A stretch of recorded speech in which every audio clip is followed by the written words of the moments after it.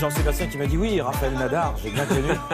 Sacré coup de raquette. Alors, on attaque tout de suite quand même par l'actu du jour. C'est ce match, j'allais dire match non, parce qu'il n'a pas eu lieu complètement, terrible. On en est où? Est-ce qu'on sait les sanctions qu'il va y avoir? Est-ce qu'on peut rappeler déjà les faits? On n'a pas encore les sanctions, mais en tout cas, on devait vous parler de football ce matin du côté de la Corse. Il y a eu de nouveaux incidents, hein, vous l'avez peut-être vu dès hier soir. C'est quand même la troisième fois en une semaine après Dortmund-Monaco, après Lyon-Beşiktaş, ça commence à faire beaucoup. Ouais. Alors, il y avait un match de foot, normalement, Bastia recevait Lyon, et figurez-vous que le match ne s'est même pas terminé hier soir à cause des supporters corses. On va voir les images tout de suite.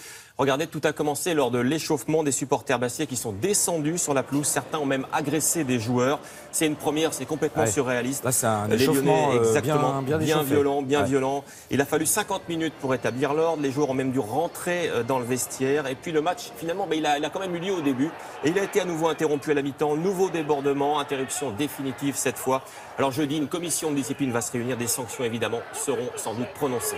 Et là, on peut penser que le club est Regardez, quand même même un stadier a agressé un joueur ici, c'est assez inadmissible. Autre ambiance, heureusement, Thomas, ses visages souriants. C'était à Marseille hier soir avec des joueurs de l'OM qui, eux, ont passé une belle soirée. Premier but signé Thauvin. Deuxième but de Bafé Gomis, ici, qui a doublé la mise juste avant la mi-temps. C'est beau, ça, le geste. Il vous a plu? On le revoit, regardez. Aïe. Le revoici. Allez, deuxième mi-temps à présent. Thauvin qui inscrit son deuxième but de la soirée. Deuxième but, c'est donc un doublé pour l'attaquant marseillais. Et puis Payet qui a marqué le quatrième but de l'OM. Vous avez bien compté, ça fait 4-0. Marseille 6e ce matin, Saint-Etienne 7e. Et puis, dernier résultat de Ligue 1, victoire de Bordeaux à Nantes grâce à ce but de Sankaré, inscrit à la 65e. C'est un bon résultat qui permet aux Girondins de conserver leur 5e place au championnat. Nantes est 10e. Voilà, il y a eu au moins un peu de foot hier soir. Hein. Un petit peu. Et il y a une grande surprise du côté du rugby. Ouais, du rugby avec, c'était l'affiche du top 14 hier soir. Toulouse recevait le Racing 92. Ce sont les Franciliens qui se sont imposés. Et du coup, Toulouse, pour la première fois depuis 41 ans, ne jouera pas les phases finales. Ça, c'est assez inédit. Je pense qu'en bas... Effectivement. Et on va voir les images. Regardez, de Toulouse, donc battu. Il y a eu 2 essais dans ce match. D'abord, à la 9e minute pour le Racing, sur cette action. Alors, vous le voyez, le Toulousain Ficou, il empêche Grobler d'aplatir le ballon. Il le boxe. C'est interdit. Du coup, l'arbitre va valider un essai de pénalité pour le Racing. Et puis, il y a eu quand même un essai du côté toulousain avec cette mêlée conclue par Médard ici, côté droit. C'est bien, mais ce n'est pas suffisant car McAllister rate la transformation. Toulouse, regardez, va s'incliner 8-10. Il va rater la transformation et donc Toulouse glisse à la 12e place du top 14. Le Racing est 5e. Ouais. Allez, un petit mot de basket à présent avec NBA. La belle soirée de... Non, de la Pro A.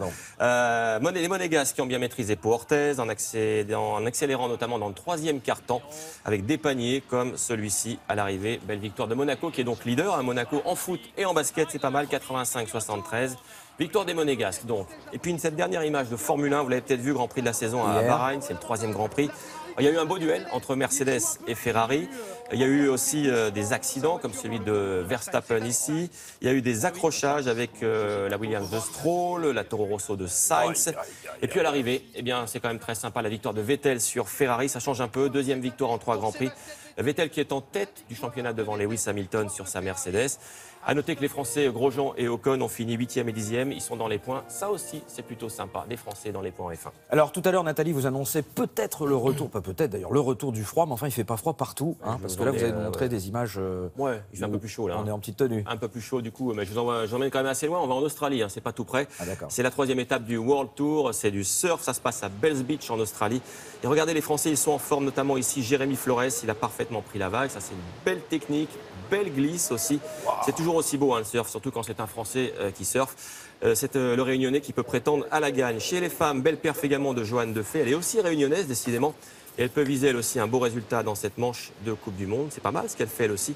Et puis à la fin, surtout, regardez, elle va s'offrir un petit plouf ici. Allez, on termine avec des images de golf. Nous sommes cette fois en Caroline du Sud, aux États-Unis. Circuit pro-américain avec des coups spectaculaires, comme celui-ci. Ou encore celui-ci, là. Il est pas mal. Regardez, vous suivez bien. Elle va se terminer où, ça? Ça va se terminer dans le trou. Et puis, il y a des coups complètement banals, genre celui-là. Là, franchement, on dirait moi qui joue au golf. Je pense qu'ils sont payés pour faire ça. On peut le faire, ça, non? Vous en pensez quoi? Je pense que ça a l'air toujours plus facile vu du canapé. Merci beaucoup. Thomas.